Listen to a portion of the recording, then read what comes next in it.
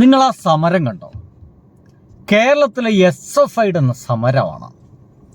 ആ SFIയുടെ സമരമുഖത്തേക്ക് wheel chair മുന്തിയിട്ടാണ് ആ ഒരു പയ്യൻ വരുന്നത്.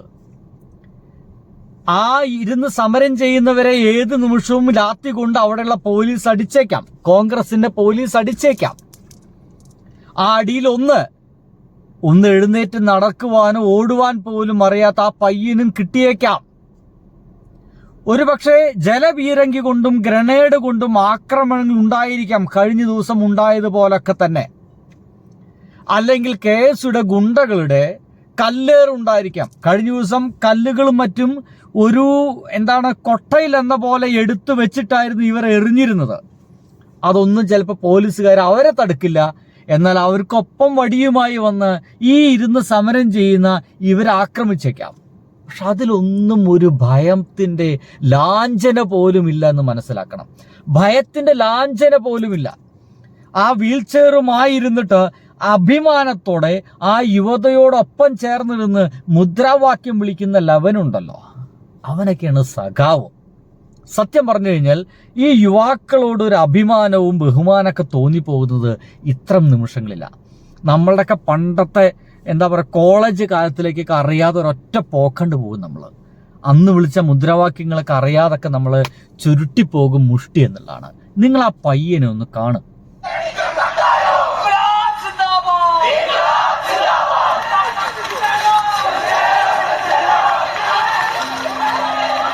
അവിടെ ആളുകൾ ഓടുന്ന ആ ബാരിക്കേഡിനടുത്തേക്കാണ് ആ പയ്യനും പോയിട്ടുള്ളത്.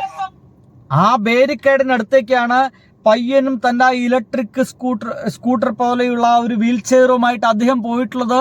അവിടേക്കാണ്.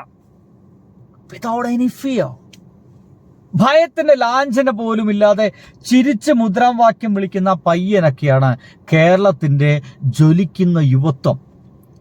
നിലവിലുള്ള ഭരണത്തിൽ എന്തെങ്കിലും ശരികേടുകൾ ഉണ്ടെങ്കിൽ തീർച്ചയായിട്ടും ഞങ്ങൾ സമരം ചെയ്യുമെന്ന് ആ പയ്യൻ നമുക്ക് ഉറപ്പ് നൽകുന്നുണ്ട്. അങ്ങനത്തെ കുറെ പയ്യന്മാരുള്ളത് കൊണ്ടാണ് നമ്മുടെ കേരളം ശക്തമായിട്ട് മുന്നോട്ട് പോകുന്നത്. അപ്പോഴും ആ നിമിഷത്തിലും ഈ തരത്തിലുള്ള കുഞ്ഞുങ്ങളെ അടക്കം, SFI പിള്ളേരടക്കം, പ്രതികരണശേഷിയുള്ള യുവതയടക്കം അപമാനിക്കാനാണ് നമ്മുടെ ആഭ്യന്തരമന്ത്രി ശ്രമിക്കുന്നത് എന്നുള്ളതാണ്.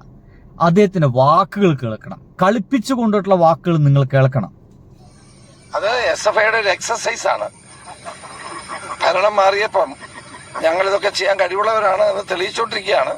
പോലീസ് ഏതായാലും പരമാവധി സമയം പാലിക്കും. സമയമായില്ലല്ലോ. SFIക്കാരോടും CPMകാരോടും എനിക്ക് പറയാനുള്ളത്, ഞങ്ങൾ കേറിയിട്ട് കണ്ടില്ലേ, നിങ്ങൾ കേറിയിട്ട് 2 ദിവസമായപ്പോഴേക്കും കേരളത്തിലുള്ള ഒട്ടുമിക്ക പദ്ധതികളും നിർത്താൻ വേണ്ടിയുള്ള ശ്രമങ്ങളാണ് നിങ്ങൾ നടക്കുന്നത്. അതിനുകൂടി എതിരെയുള്ള ഒരു വിജയവുമായി ബന്ധപ്പെട്ടിട്ട്, സർവകലാശാലയിൽ വിജയവുമായി ബന്ധപ്പെട്ടിട്ട് KSക്കാരുടെ അതിഭീകരമായ ആക്രമണങ്ങളെ തടുക്കാതിരുന്ന പോലീസിനെതിരെയുള്ള സമരം മാത്രമല്ല, ഇതിവിടെ അധികാരത്തിൽ കയറി 6-7-8 ദിവസമാകുമ്പോഴേക്കും ഇവിടെ ഉണ്ടായിരുന്ന പദ്ധതികളെല്ലാം നിർത്തലാക്കുന്നതിനെതിരെ കൂടെയുള്ള സമരമാണെന്ന് മനസ്സിലാക്കുക. ഇപ്പോഴെന്താ പറഞ്ഞേ? കഴിഞ്ഞ 10 വർഷമായിട്ട് ഒരു സമരം പോലും ഈ SFIക്കാർ നടത്തിയിട്ടില്ല. അപ്പൊ ഒരു പരിശീലനമാണെന്നോ? കേട്ടോക്ക. SFIയുടെ എക്സസൈസ് ആണെന്നാ പറഞ്ഞത്. ആണോ സുഹൃത്തുക്കളെ? നിങ്ങൾ SFIയുടെ സമരം കഴിഞ്ഞ 10 വർഷം കണ്ടിട്ടില്ല? അത് കണ്ടിട്ടില്ലെങ്കിൽ നിങ്ങളുടെ കണ്ണിനും കാതിനും എന്തൊക്കെയോ പ്രശ്നമുണ്ട് എൻ്റെ പ്രിയപ്പെട്ട മലയാളികളെ. നമ്മുടെയൊക്കെ കണ്ണിനും കാതിനും എന്തൊക്കെയോ പ്രശ്നമുണ്ട്. അല്ലെങ്കിൽ ആ കാണാനുള്ള സമരങ്ങളൊന്നും നിങ്ങൾ കണ്ടിട്ടില്ല. അത്തരം സമരങ്ങൾക്ക് നേരെ നിങ്ങൾ മുഖം തിരിച്ചു എന്നാണ്. ഇത് ഞാൻ പറയുമ്പോൾ ചിലപ്പോൾ നിങ്ങൾക്ക് മനസ്സിലാവില്ല. കേട്ടോളൂ. കഴിഞ്ഞ 10 വർഷം ഞങ്ങൾ സമരം ചെയ്തില്ല എന്ന് ഇവിടെ എഴുതിക്കൊണ്ടിരിക്കുന്ന മാധ്യമങ്ങളോട് നിങ്ങൾ ആർക്കെതിരെയാണ് പ്രവർത്തിക്കുന്നത്? നിങ്ങൾ നടത്തിയ റിപ്പോർട്ടിങ്ങിനെതിരെ നിങ്ങൾ തന്നെ വാർത്ത കൊടുക്കുന്നു.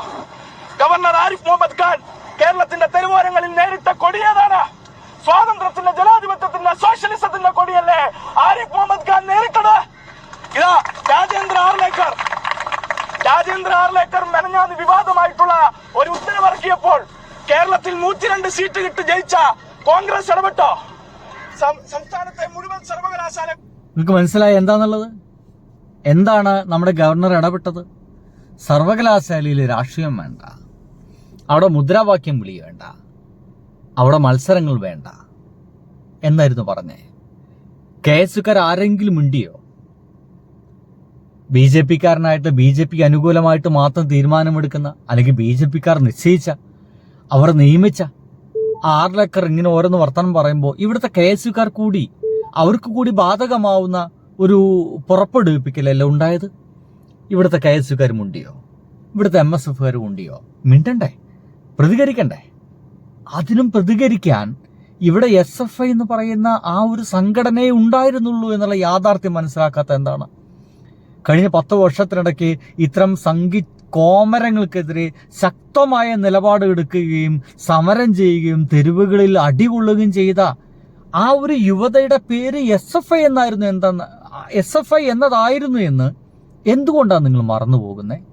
ആ മറവിയുടെ പേരാണ് എൻ്റെ പ്രിയ സുഹൃത്തുക്കളെ പക്ഷപാതിത്വം, ജനാധിപത്യ ബോധമില്ലായ്മ, രാഷ്ട്രീയ ബോധമില്ലായ്മ എന്നൊക്കെ അതിനെ നമുക്ക് വിളിക്കേണ്ടി വരും. എന്തായാലും ഇദ്ദേഹത്തിന്റെ പ്രസംഗം അവസാനിപ്പിക്കാം. വിദ്യാർത്ഥി സംഘടനാ പ്രവർത്തനം വിളിക്കണം എന്നാവശ്യപ്പെട്ടപ്പോൾ റോജി എം ജോൺ മിണ്ടിയോ? PD സതീശൻ അനങ്ങിയോ? സമരം ചെയ്തത് SFI ആണ്. ഇന്നലെ പകല് കഴിയുന്നതിന് മുമ്പ് മലപ്പുറത്ത് മലയാളം സർവകലാശാലയിൽ ആ ഓർഡർ ഞങ്ങൾ പിൻവലിപ്പിച്ചു എന്നുള്ളതാണ് നിങ്ങൾ കാണേണ്ടത്. കഴിഞ്ഞ 10 വർഷം ഞങ്ങൾ സമരം ചെയ്തില്ല. കണ്ടില്ലേ? പിൻവലിപ്പിച്ചിട്ട് 4 മുദ്രാവാക്യം വിളിയുണ്ട് പോലീസ് വാഹനത്തിന്റെ മേലെ കയറി നിന്നിട്ട്. അതൊരു 1.5 മുദ്രാവാക്യം വിളിയും ചിത്രവുമാണ് കേട്ടോ, ഒരു സംശയവുമില്ല. എന്തായാലും കേരളത്തിൽ ഇങ്ങനെയൊക്കെയാണ് മാധ്യമങ്ങൾ SFI എന്ന് പറയുന്ന സംഘടന നടത്തുന്ന ഇത്തരം പ്രവർത്തനങ്ങളെ മറച്ചു പിടിക്കുകയും അവരെ അവഹേളിക്കാൻ വേണ്ടിയിട്ട് പറയുന്ന വാക്കുകളെ നന്നായിട്ട് പ്രോത്സാഹിപ്പിക്കുകയും ചെയ്യും. മാധ്യമങ്ങളുടെ ഭാഷ മുഴുവൻ മാറും എന്നുള്ളതാണ്. എന്തൊക്കെ തന്നെ ഭാഷ മാറിയാലും ഇവിടെ പ്രതികരിക്കുന്നൊരു യുവതയുണ്ട്. അതിൻ്റെ പേര് SFI എന്ന് തന്നെയാണ്. എന്തോ ലവന്മാരുടെ ഒരു ഭയങ്കര സ്നേഹമുണ്ട്. ലവനാണ് ഒരിക്കൽ ഏതോ ഒരു സ്ഥലത്ത്, ഏതൊരു സിനിമയുമായി ബന്ധപ്പെട്ട ഏതൊരു പഠന കേന്ദ്രത്തിൽ ജാതി പറഞ്ഞ ഒരാളെ കാല് പിടിച്ച് ചുമരുമിട്ട് പിടയ്ക്കെന്ന് പറഞ്ഞ അവരുടെ പേരും SFI എന്നാണ്.